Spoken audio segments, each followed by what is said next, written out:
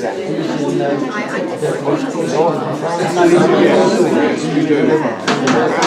evening, everyone. It's 7 o'clock, so we can make a start. Thank you very much.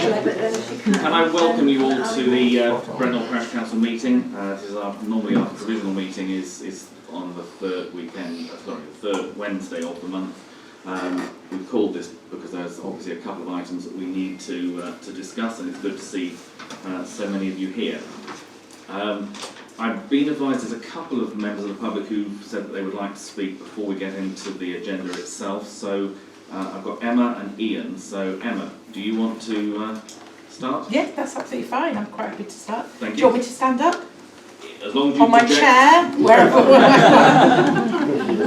Just one thing I would just mention to everyone who's in the meeting. We do, as you know, have a camera at the back of the room. We video the meetings, they get put up on YouTube. In actual fact, where the members of the public are sat, generally you can't be seen, but it's the councillors who can be. But you will be recorded, so just so you're all aware of whatever you say. Thank you very much. Some of you may know me, some of you may not. I am very proud to be a part of Brent Knoll community. I'm very proud of the fact that there are 12 generations of my family buried in Brent Knoll churchyard, and I sent a very lovely message to my surrogate mother and said it's probably 40 years since I sat outside the village green with my hood up in the dark. Luckily I'm not smoking anymore, but there we are.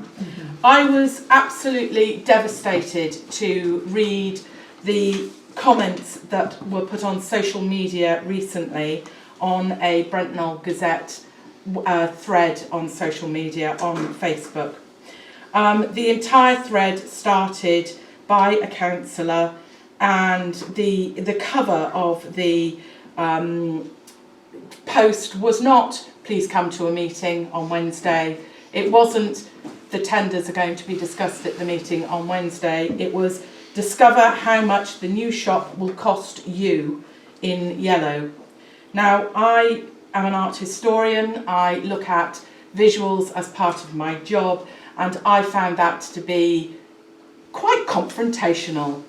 And I carried on reading through the comments, and the comments got worse and worse and worse, to the point where I am here now, because I feel that the conduct of this councillor in the public forum on social media was despicable. Items that had been approved and voted for are publicly available on YouTube and in written format. They're not hidden. They are not hidden in any shape or form.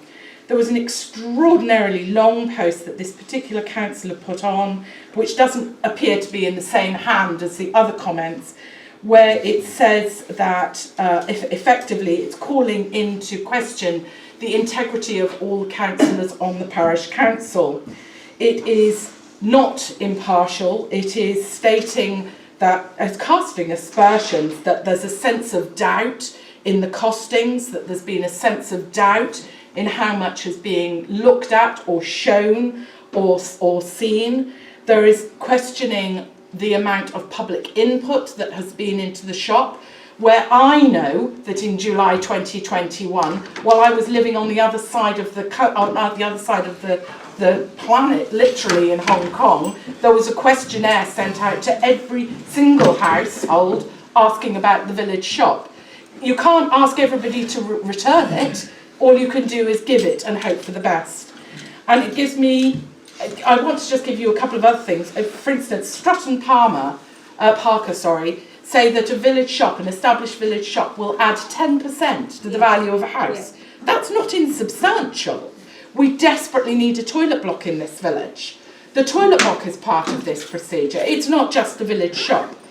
This councillor then goes on to make accusations of peppercorn rent, and that's a direct quote, which was voted on. I read it, I've been through it. I, like many others in the village, look at the forum and look at how these things are done. And the end of the day is, Chairman, I would like to make an official complaint about this councillor. The councillor's name is Councillor Melina Kingscote.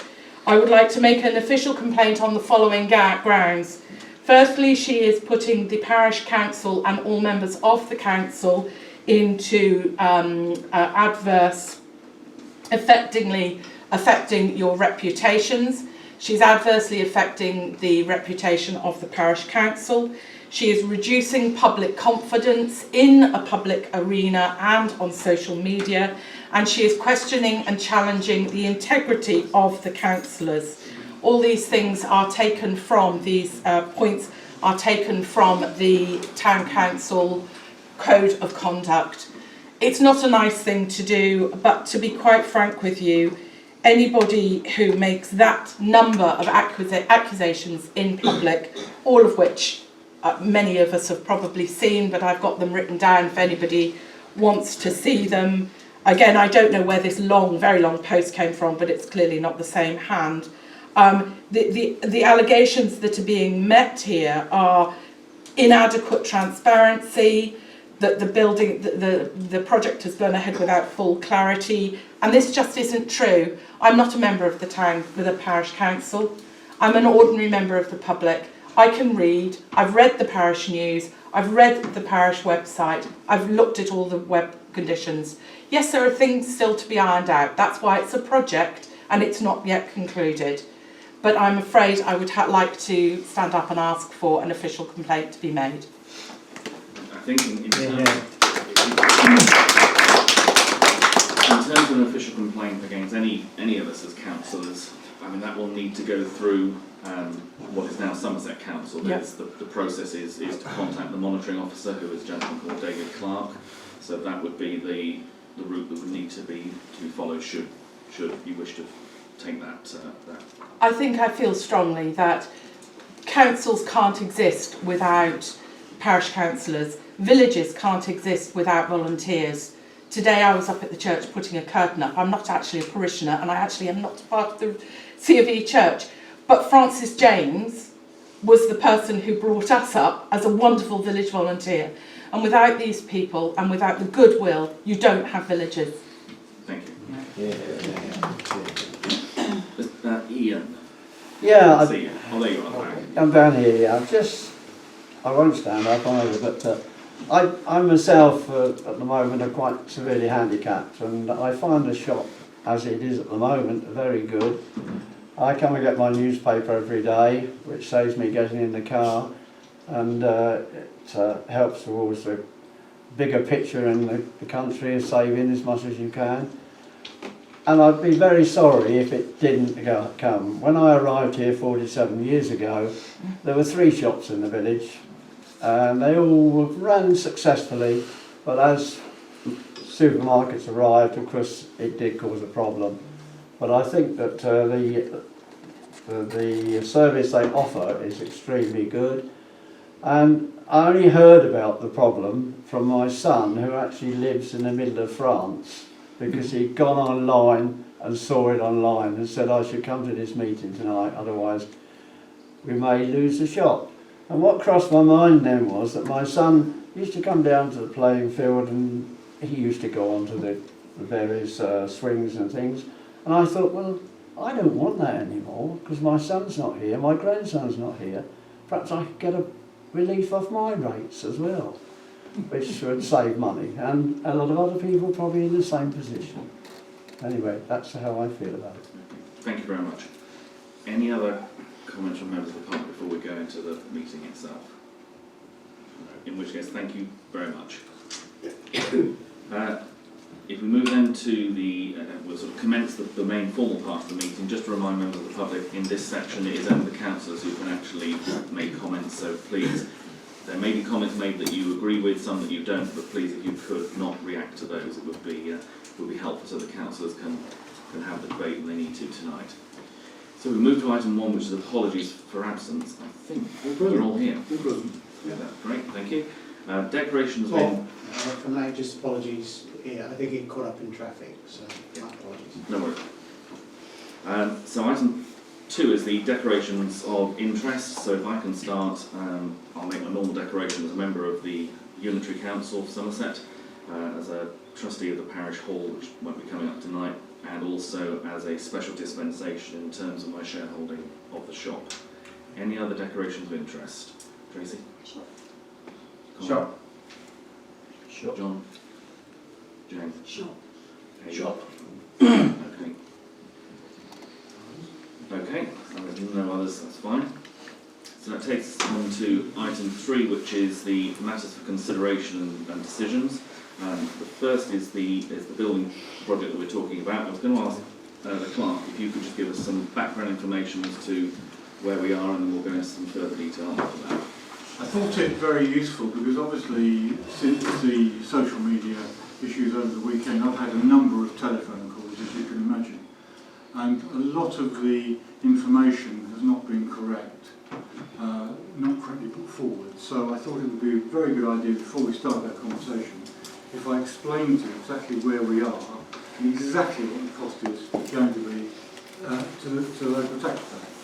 So I'm naming this facts and figures. As you know, in 2022 we went to a public consultation, and that consultation made very clear that the council would need to borrow £160,000 from the Public Works Loans Board. That situation has not changed. That's exactly the same as it was in November 22, and it hasn't changed through this particular year. That's just a picture of Owen doing his budgets there. Now, the total cost of the loan based on the 20%. Now, the Public Works Loans Board operate very differently to some of the other more commercial lenders, in as much as they look at their rates on a daily basis. So every day they have a meeting, every day they discuss what the rates are going to be based on national trends and what's going on in the commercial world. So naturally, being the sort of geekish person I am, I looked this morning at figures, and I picked up the latest numbers from the Public Works Loans Board. And you'll see from that that the loan cost for the parish council, as of today's rates, would be £11,193.44 exactly, if we were to borrow £160,000 today. You also notice that if you look at 2022, when we went to the consultation, it's 11,203. So actually, our borrowing cost is slightly down from where it was in November 2022. And it will come down more because the interest rates they have peaked. So by the time we get to, say, March or April, when it's likely we're going to draw down, I would anticipate we could shave another 200 or 300 easily off those figures by the time we get to the loan period. The proportion of the loan, and this is the bit where I think people have kind of missed the point slightly, the proportion of the total loan attributed to the shop is 79%. So that means that the shop, is only attributable to £8,842.81 of the total of that 11,203. So the other part is the toilet block. And of course the toilet block we would have to maintain anyway. We'd have to do something with the toilet block, but the toilet block's in a pretty parlous state. It needs major drainage cost. So whatever we decide to do about the shop, the toilet block would have to have something done with it. So, so the toilet block doesn't really come into the equation as far as this exercise is concerned. So 8842 is the shop proportion. The contribution that we're going to get in rental income from the shop initially, subject to a lease being agreed and so on and so forth, we're expecting to be about £3,000 a year at the start of the loan period. So once the shop is built, the shop is occupied, we expect to get from the shop £3,000 a year. And that will gradually rise over a period of 25 years. Because obviously the shop's turnover will increase, so therefore the amounts that they will be able to afford will be greater because of inflation kicking in. And so we've started off with 3,000. As I say, we're hoping that will be the figure that we should end up with. So the calculation of the cost is the loan repayment, as I identified in the first slide, is £11,193.44.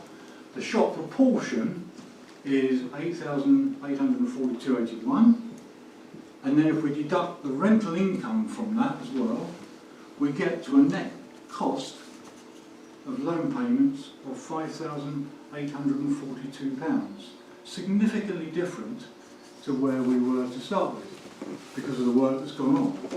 And I would also say on that point, before I forget, the loan period technically ended, loan approval we have to get from the Levelling Up Secretary, ended on the 16th of December, but I have managed to negotiate with them this week, and they are prepared to extend until the end of April, when we should be able to draw down at that stage. So they've been very helpful and very easy to deal with, I must say. So the net cost of loan payments is 5,842. And the taxpayer bit, which is a bit that interests everybody and seems to motivate a lot of people, is how much is it going to cost me? Well, the net annual cost for a Band D taxpayer, and bearing in mind Band D is the vast majority of properties in the village, is £10.07 per year. £10.07 per year. That breaks down to a monthly net cost of 83p, or a weekly cost of just 19p. If we were looking at a band G or H, it would be about twice that. So instead of being 19p, it would be about 38. That's for a band G or H. Okay, so that gives you some idea of the figures that we're actually talking about. Very, very small numbers. And I thought it was important to put this across to everybody, and particularly it goes up on YouTube, so that everybody understands exactly what the figures are, and exactly what it's going to cost them. Because nothing very much is going to change. What we have now in figures is probably going to remain pretty close to where it is now. So that's all I really want to say, just putting the facts and figures to you so that you are fully aware of the outcomes. Okay? Members, anyone got any questions for on that before we move on to the next part? Okay, so for members, just to update you where we are, you will have seen on the agenda we have put, we made it on the agenda so that it could be seen by the public and members in advance. If we get into potentially discussing names of tenderers or the amounts of tenders, we may well have to go into exclude the press and public. The reason being, and I will explain the situation, we were hoping at tonight's meeting that we would have a very clear a number of tenders that would come in and that we would be able to make a decision as to how we move forward. The working group actually met last week, and we have had 5 tenders that were received from people that were interested. 4 of those were of a range which are all fairly relatively close to each other and potentially deliverable. The 5th, to be honest, was substantially higher than the others, and one, it would not have been anywhere near our budget, and so I think it was felt that our advice would be that one would be discounted. The difficulty we have is all the tenders did not fully break down the figures in the way that we had requested that they should, so we do not have the detail to actually make a decision, we feel, this evening in terms of how we go ahead. So what I will be asking members to in effect give us permission to do tonight is to go back to the 4 tenderers who are within a range that may well work, to ensure that we get a breakdown of their tenders, specifically with the Section 14 costs split out. And the Section 14 costs are the costs that are attributable for the shop element of the development. Because as you remember, when we first agreed to go ahead with this project, we were looking at providing the shop in effect with a shell, which they would then fit out. As things move forward, our architect advised us that because of issues to do with building regulations, we wouldn't be able to get building regs on a simple empty shell. There has to be more work done to it, and so there have been some discussions with the shop, and they're aware of that, and the council were aware of that, that we would be looking to ask the tenderers to break those figures out. They have not been fully broken out in the tenders, and so that is something we would need to get clarified. In terms of other information that we felt was required from our tenderers was details obviously of things like their insurance cover, details of their health and safety experience, particularly as this site is a prominent publicly accessible site, and that we needed to make sure that all the tenderers can actually meet the criteria that are required. Details, again, it was suggested of their site management expertise, particularly relating to the sort of site that we will be holding. References from similar scale projects, because we have a range of tenderers who are of different sizes, and we need to make sure that they are geared up to actually deal with a project of the size that we're asking for. And to the final point we were going to ask the tenderers was, a number of them gave us tenders that were time limited. As you may be aware, we have heard from National Grid that obviously their works are going to need to be carried out before any of our works can take place. We've now been advised by National Grid that they will be carrying their works out in April, which means that we can be starting at the beginning of May. So we need, in effect, to ask those tenderers whether those figures that they have given us at the moment are able to be carried over to meet that start date. As I say, some had given us quite a long time before they would be ready to start, others were looking at a very quick start, and we don't know whether they will be in a position to still fulfil the tender that they've offered to meet the beginning of May. So the reason we have, let's say, the issue on there about confidentiality is because in effect the tender process has not finished. We are going to have to go back and ask for further information. Those figures may change, and if we make public details of the tenders that we've currently received, it may well be that that will impact on the tender process, and we may well not get as good a deal from some of the tenderers as we otherwise would be getting. So happy to take any questions from members or comments, please, as to where we are in the process and how we move forward from here. Sounds reasonable to go back, like you just suggested, to go back and ask those further questions before considering it in any more depth. As I say, I mean, we can have all this discussion in public with everyone here. It's only if members decided they wanted to get into the figures and the names, at that point we would have to exclude people. My own view is that at the moment I'm not sure as members we would gain anything from knowing who and how much until we know that these ones are still current and still able to meet the tenders that they've currently put forward. Andy? Seems logical. I think the conversation needs to be had, and then the decision made en route.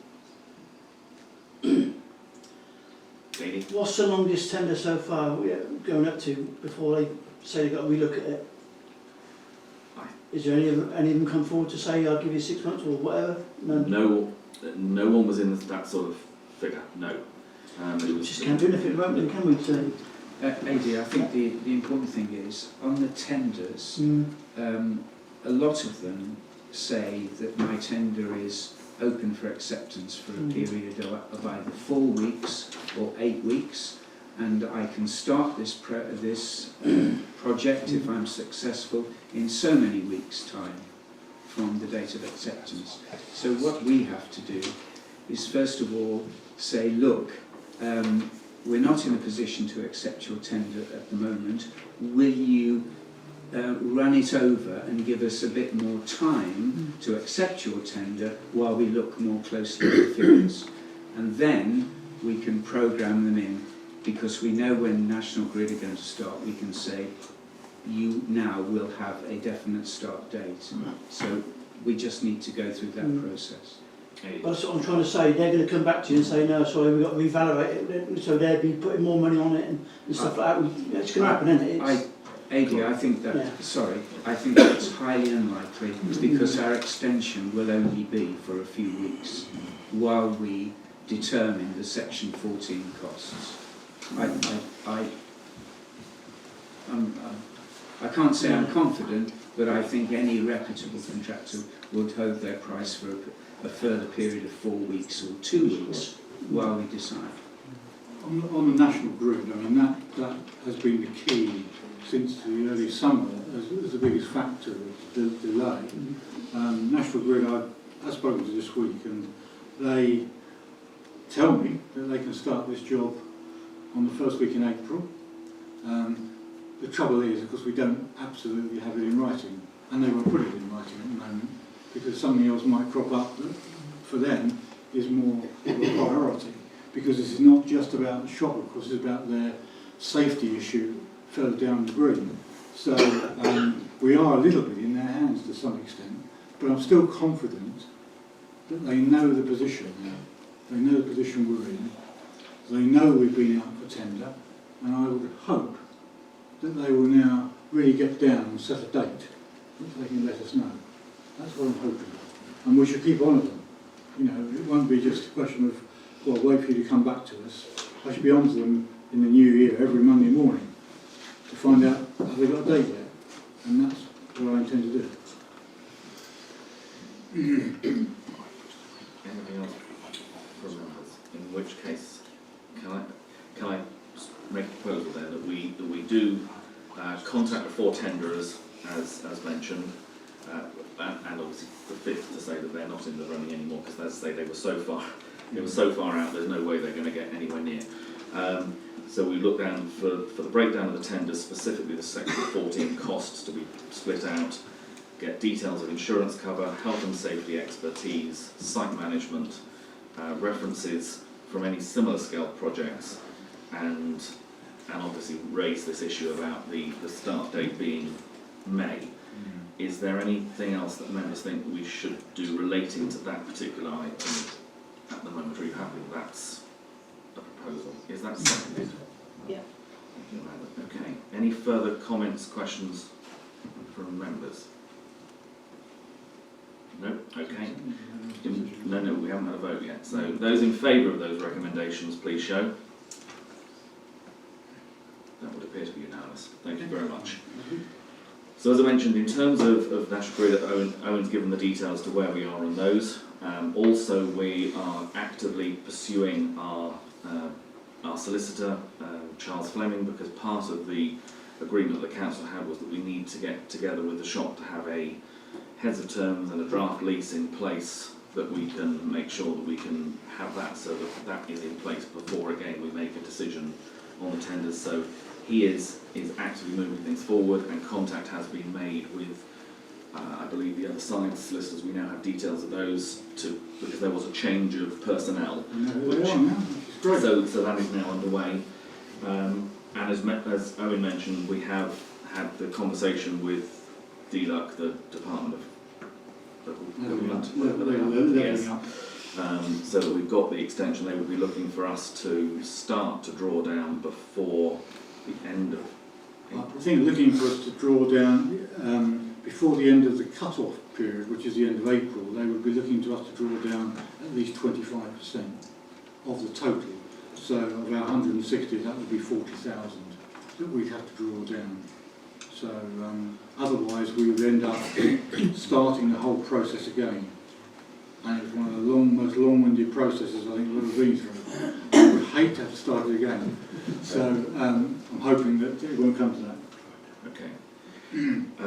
In addition to obviously, so that's agreed where we are in terms of what we're doing with the tenderers. When we had the buildings group, we also were obviously discussing with our architect situation.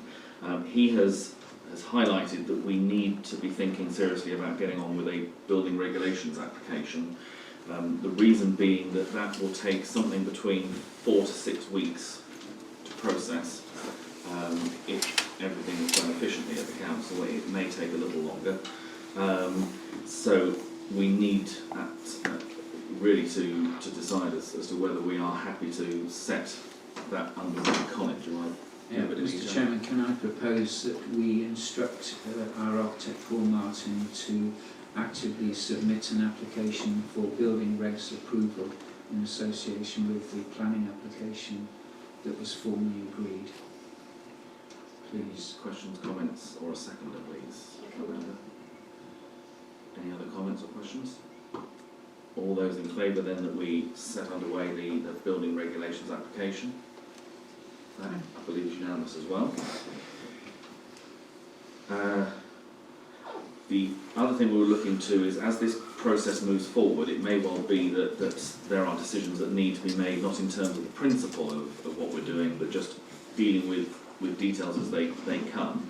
And the suggestion was going to be made that we look to give authority to the building working group to make those decisions, obviously report back to the council. If there's something urgent that needs to be decided, obviously if it's something that can wait, we will bring it back. But if there were decisions that need to be made in between our meetings, we will be looking for that sort of permission to move on with that.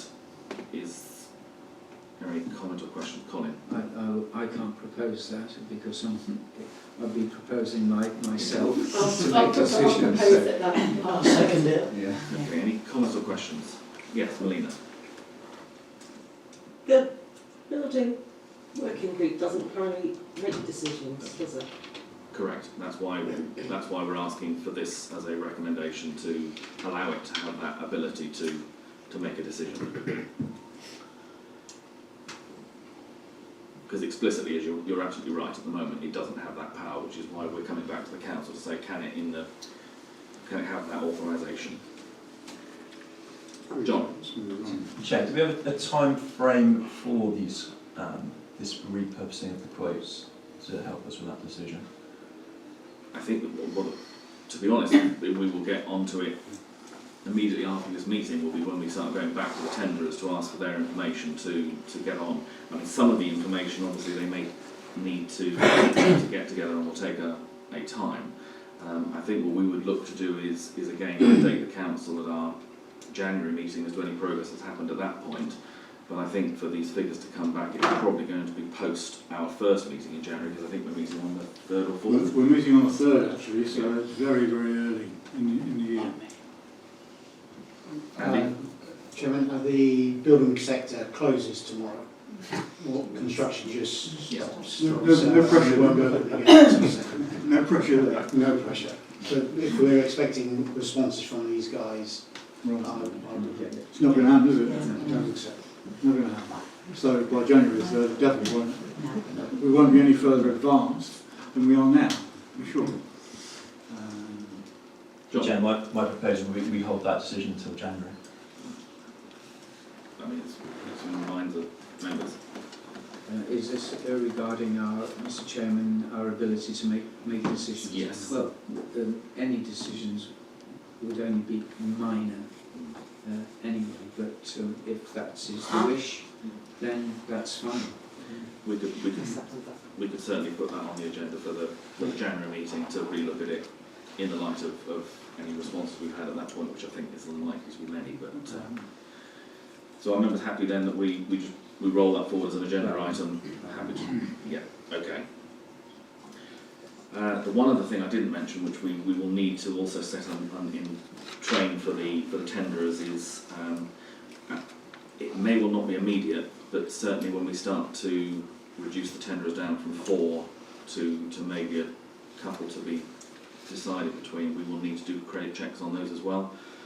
So again, could we have the permission of the council that we explore what we need to do in terms of credit checks, and when we get to that stage, we will carry out those checks, just again to make sure that whoever we go with isn't going to partly through the contract leave us high and dry. Andy? Could I add environmental onto that as well? The environmental checks. Okay. So One other thing, sorry, just on that question, it may well be, probably won't need to be decided now until after the January meeting, but we may need to meet up with 2 shortlisted developers, possibly, because there will be questions that we can't get any other way than meeting with them. So I think we will need to seek permission from this council to meet with the developers, but only on those that are actually shortlisted as maybe the 2 favoured options or whatever it might be, just to clarify. Mr. Chairman,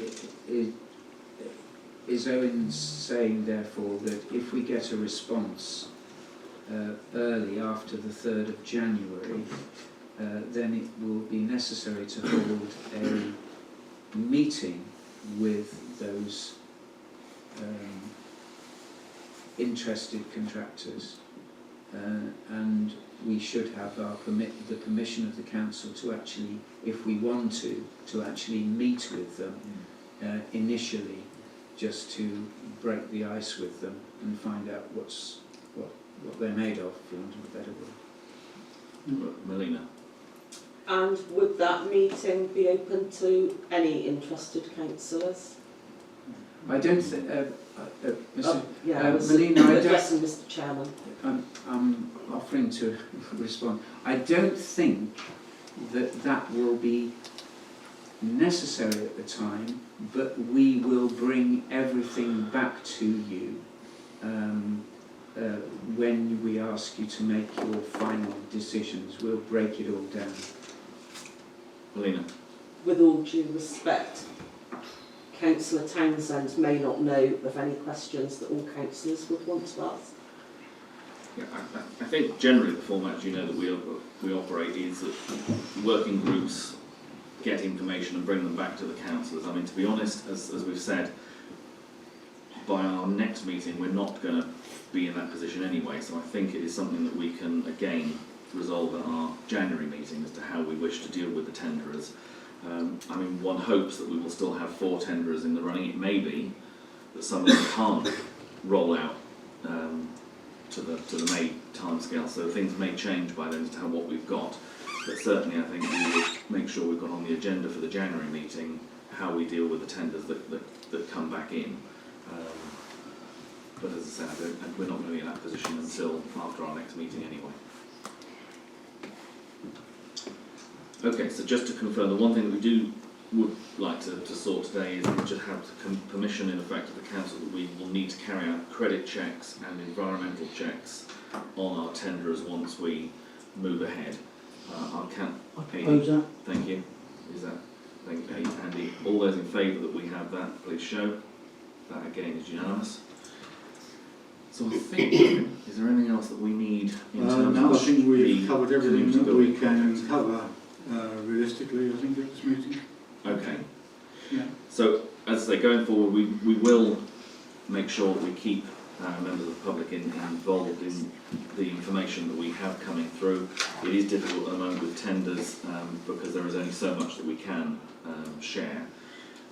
In terms of tonight, we also have to set our precept, which is in effect setting our budget for next financial year. So I think that concludes the part on the shop project. By all means, you are welcome to stay for the rest of the meeting as well. Please feel free to. I don't want to make you stay if you want to get away though, so it's up to you. But thank you very much. We will move on to the next item on the agenda, which is our financial matters. Give us 2 or 3 minutes if people wish to leave, they have the opportunity. Go on.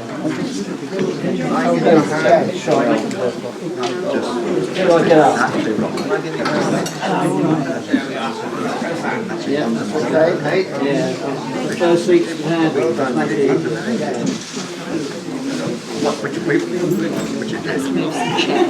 well. Thank you very much. Yeah, well spoken. Yeah, I think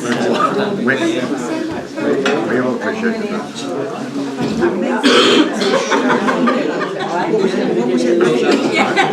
It's on Facebook. Okay, yeah. Well, this one is lovely. Well, I lost my hat, so you must be here. And the keys. Oh, yes, that's the key to my house. I mean, my wife would not let me in. Well, she might. We've been married 9 years, so she's just... You know what, there's one you didn't realise at all. Like it wouldn't be.